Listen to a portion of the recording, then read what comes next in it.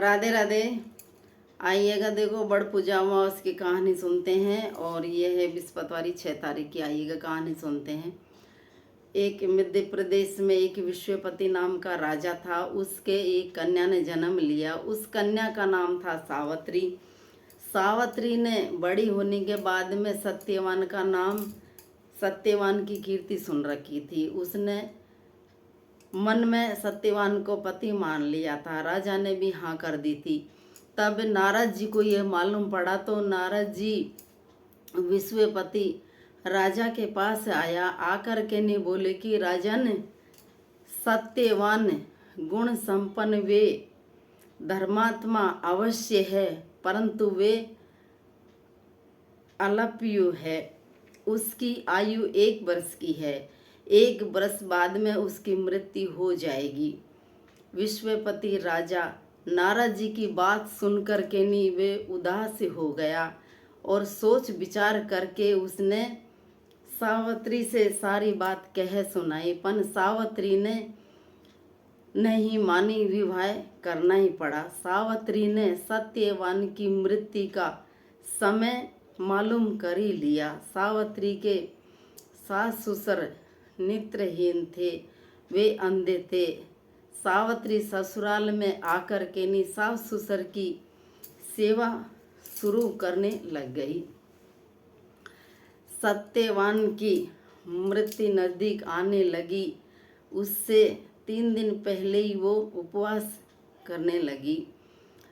सत्यवान नित्य रोज की तरह मृत्यु वाले दिन भी वो जंगल में लकड़ी काटने जा रहे थे तो सावित्री सास ससुर की आज्ञा लेके पति के साथ में जंगल में जाने लगी। जंगल में जाकर के नी वो लकड़ी काटने लगी। सत्यवान एक वृक्ष के नीचे छांव में सो गया। एक सर्प आया, उसको डस लिया। सत्यवान की मृत्यु हो गई। सावित्री उसको गोद में लेकर के नी विलाप करने लगी, रोने लगी। तब शंकर भगवान उधर से आ रहे थे।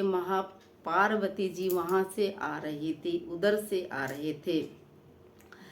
तब उन्होंने सावित्री ने उनका पैर पकड़ लिया और कहा कि मेरे पति को आप जीवित कीजिए।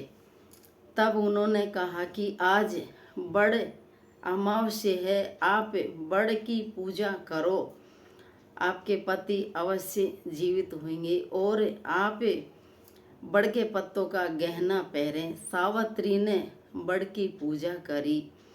इतने में यम के दूत उसके पति को प्राण को लेने के लिए आ ही गए। उसकी देवी विधान और उसके पति व्रता को देख करके नी सावित्री से बोले कि आप कुछ वरदान मांग लो। सावित्री ने कहा कि मेरे सास ससुर नेत्रहीन हैं, वे अंधे हैं, उनकी ज्योति प्रदान प्राप्त हो जाए। यमराज ने तथास्तु कह दिया और सावित्री को लौट जाने के लिए कहा, पर सावित्री उनके पीछे पीछे चल दी। आगे जाकर के नी यमराज ने कहा कि आप दूसरा वरदान मांग लो सावित्री और आप लौट जाओ। सावित्री ने कहा कि मेरे ससुर जी के राजपाट सब छिन गया है तो वो संपूर्ण वापस आ जाए। यमदूत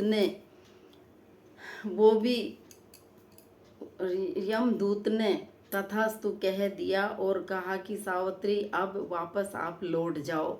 पर सावित्री वापस नहीं लौटी, वो पीछे पीछे जाने लगी।